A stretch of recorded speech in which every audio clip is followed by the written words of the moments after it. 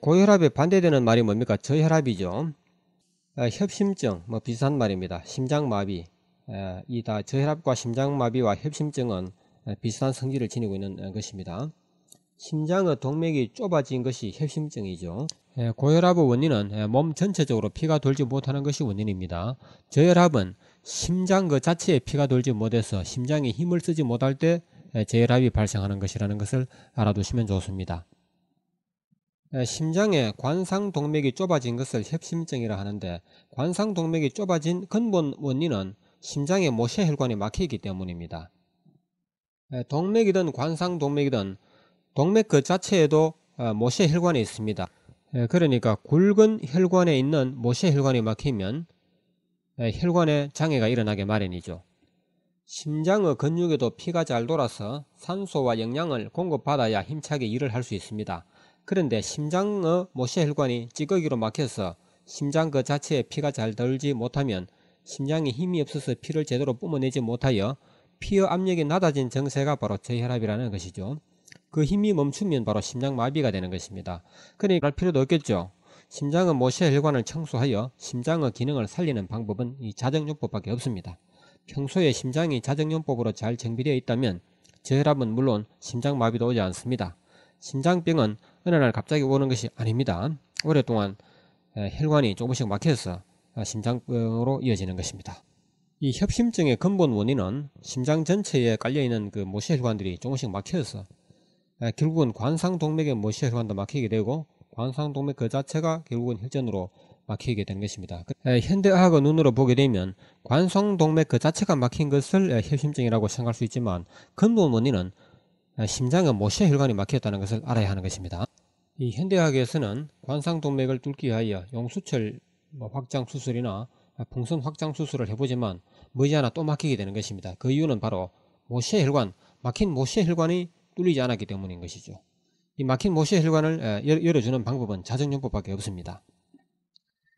자, 그 다음 호흡기 병에 대해서 알아보죠. 기관지와 폐기능의 이상으로 발생하는 모든 병을 호흡기병이라 합니다. 예를 들어서 폐결핵, 기관지염, 호흡곤란, 감기, 기침, 가래, 천식, 목이 잘 쉬는 병, 코 고는 병, 이 같은 병들은 호흡기병에 속하는데, 역시 자정요법으로 혈관만 특이해주면, 모세혈관만 열어주면 다 해결되는 병들입니다. 이 담배가 해롭다는 것은 그 담배연기, 특히 니코틴이 허파 쪽으로 피를 돌지 못하게 합니다. 피가 돌지 못하면 결국은 폐기능이 나빠지게 되고 나중에 암까지 발생하게 되는 것이죠. 암이 발생하는 근본 원인은 피가 잘 돌지 못하기 때문입니다. 혈액순환이 잘 되지 못하여 세포가 살기 어려운 물질의 공통점입니다. 이 암에 대해서는 잠시 후에 상세히 설명드리겠습니다. 간 질환에 대해서 알아보겠습니다. 간 기능의 이상으로 발생하는 모든 병을 간 질환이라고 하는데, 간염, 간경화, 간암, 황달, 흑달, 담석증, 지방간 등등 여러가지 이름이 있습니다. 간 기능이 나빠지면 100가지 병이 발생한다는 것은 상식입니다. 자정요법으로 간단히 치료할 수 있습니다. 이 간 속에도 수많은 모세혈관이 있고 간으로 많은 피가 흐르고 있습니다. 이 피길이 막히면 모든 간 질환이 발생한다는 것이죠. 이 피길만 잘 열어주게 되면 간 질환은 다 달아납니다. 다음에는 위장병에 대해서 말씀드리죠. 위장 기능의 이상으로 발생하는 모든 병을 위장병이라 합니다. 위염, 위암, 소화불량, 급체, 위하수. 위하수라 하는 것은 위가 수축력을 잃고 축 늘어진 것을 말합니다. 장이 늘어진 것을 장하수라 합니다. 위경련, 쏙쓰림, 구토, 설사, 변비, 허약 체질 등등 위장 기능이 나쁘면 역시 100가지 병이 발생하는 것입니다. 위장병도 자정요법으로 간단히 치료할 수 있습니다. 다음은 신장병입니다. 신장의 모세혈관이 막히면 갖가지 신장병이 발생하는 것입니다. 신장염, 신부전증, 몸이 붓는 증세, 비만, 만성피로, 요산과다, 요실금 등등 이 모든 것은 신장병에 속하는 것입니다. 신장 기능이 나빠지면 간 기능도 덩달아 나빠집니다. 피 속의 노폐물을 걸러내지 못하고 해독작용도 못하여서 100가지 병이 발생한다는 것은 역시 상식이죠. 2개의 신장 중에서 하나가 이미 망가졌거나 잘라버린 사람들이 무수히 많습니다. 나머지 하나마저 망가지면 이식수술을 하든지 아니면 죽는 길 뿐이겠죠. 자정요법으로 간단히 치유할 수 있습니다. 기적 같지만 절대로 기적이 아닙니다. 당연한 진료, 당연한 이치입니다. 여러분, 신부전증 하게 되면 현대학에서는 절대로 못 고치는 병이죠. 신부전증 왔다 하면 그 다음에는 뭡니까? 투석이라는 절차를 밟게 되고 그동안에 신장 기증자가 나타나기를 기다리는 것입니다. 기증자를 만나지 못하면 죽음밖에 없습니다. 이 신부전증 자정요법에서는 아무것도 아닙니다. 간단히 치료할 수 있는 것이 신부전증이요 갖가지 신장병이라는 것입니다. 이 정말 꿈같은 이야기죠. 그러나 자정요법에서는 엄연한 현실입니다. 신부전증은 정말 무서운 병입니다. 신장이 거의 망가져서 신장으로 들어가야 할 피의 70% 이상이 들어가지 못하는 증세입니다. 신장 모시 혈관이 70% 이상이 찌꺼기로 막혔다는 것이죠. 신장으로 통과하는 혈량은 정상치의 30% 정도에 불과하여 신장의 크기가 절반 이하로 축소되는 것은 마치 풍선이 바람이 빠져서 축소되는 것과 같으며 도무지 신장으로서의 제 기능을 못하여 몸이 심하게 붓기도 하고 피로 정체와 각종 합병증으로 이어진다. 그대로 방치하면 곧 사망하게 된다. 이때 현대의학에서는 투석기로 투석할 것을 처방한다. 주 3회 시도하며 한 번 할 때마다 4시간 정도의 시간이 걸립니다. 비용도 엄청나고요. 차라리 죽음이나 다름이 없죠.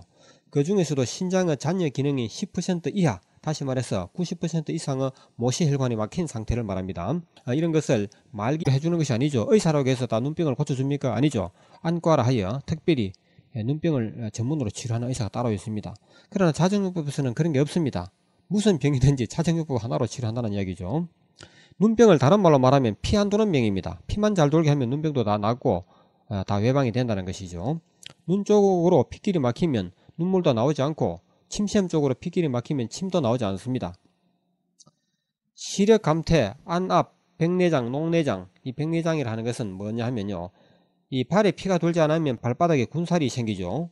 이 눈에도 피가 돌지 않으면 수정체에 어떤 군살 같은 것이 생기는데 그것이 바로 백내장이라는 것입니다. 수정체에 군살 같은 그런 하얀 물질이 생기게 되면 앞을 볼 수가 없는 것은 당연하죠.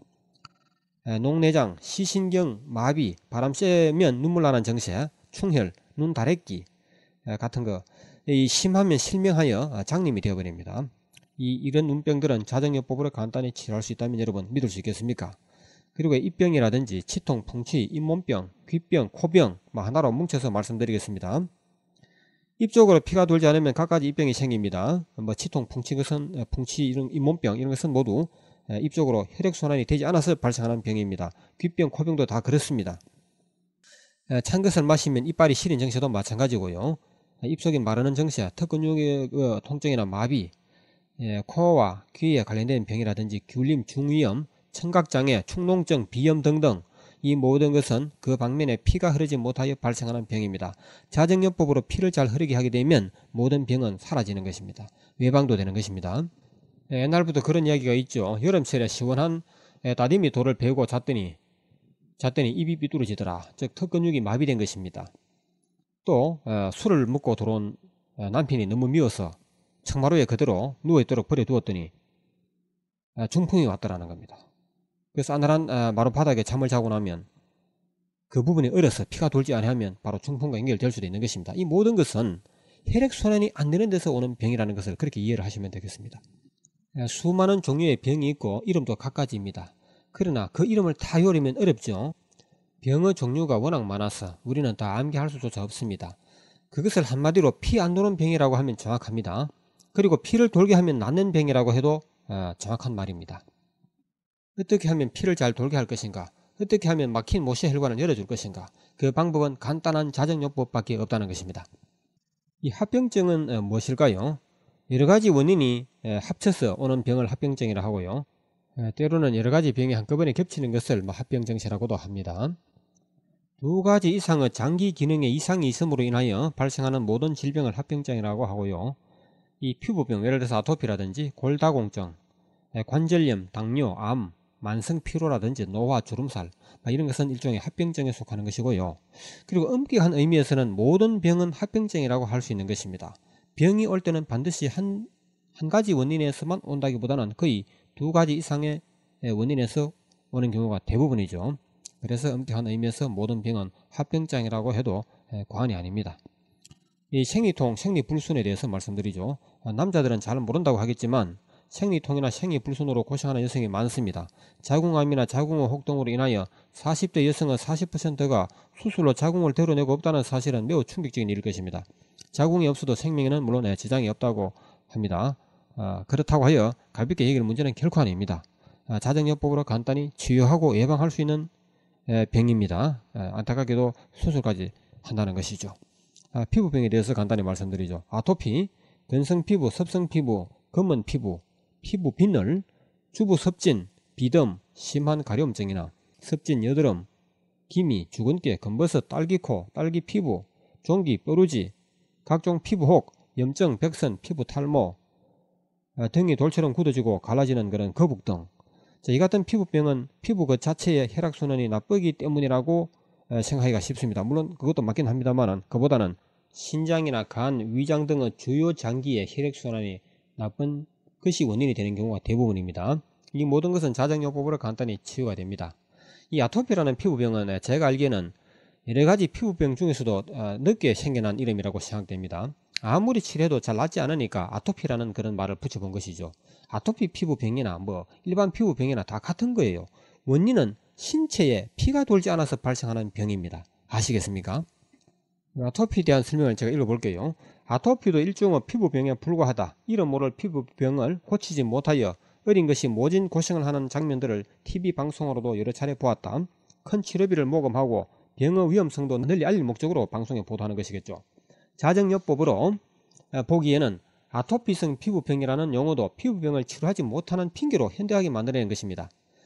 자정요법으로 혈액순환만 잘 되게 하면 당장 낫는 것이 이 아토피 피부병이라는 것입니다. 당뇨병에 대해서 말씀드리죠. 췌장의 혈액순환이 나빠서 기능이 떨어지니 인슐린 생산이 부족하므로 혈중의 당을 체세포가 흡수하지 못하고 그대로 소변과 함께 밖으로 내보내는 병이 바로 당뇨병입니다. 그 결과로 인체는 힘을 쓰지 못하여 쉽게 피로를 느끼거나 만성 피로에 시달리게 되며 머지않아 온갖 합병증을 일으키고 앙상하게 말라서 사망하기도 합니다. 때로는 체력의 상실과 함께 혈액순환이 너무 약해져서 발끝까지 피가 흘러오지도 못합니다. 그렇게 하여 발가락부터 썩기 시작하여 발목을 자르고 다리를 자르기도 합니다. 현대학이 아주 무수한 불치병이죠. 이제는 젊은 층에서도 당뇨병 환자가 급증하고 있습니다. 반드시 자정요법으로 당뇨병을 다스리기 바랍니다. 예방하는 것이 더욱 중요한 것입니다. 이 당뇨병은 현대의학의 약물로는 치료가 안됩니다. 그보다 더 효과적인 것이 무엇인지 여러분 잘 알고 계시죠? 걸음걸이입니다. 하루에 30분 내지 1시간 정도 걸음을 걸어주게 되면 당뇨병에 매우 효과가 있다고 하는 것입니다. 그건 왜 그럴까요? 사람이 걸어서 병을 치유한다는 것은 매우 일리가 있는 말로서로서 병의 원인을 근본적으로 제거하는 것입니다.